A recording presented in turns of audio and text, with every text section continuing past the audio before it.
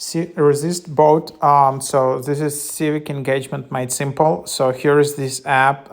So you can just go and install it. So super easy app, and then you can see like all of the issues about it. Like it's highly political app.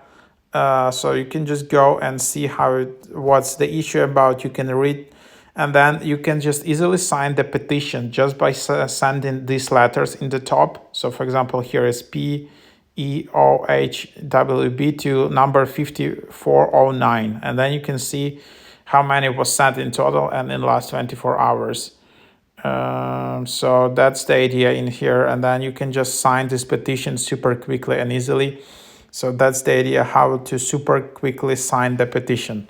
So this is kind of a super easy just app database where you see the details. So yeah, that's basically what it is.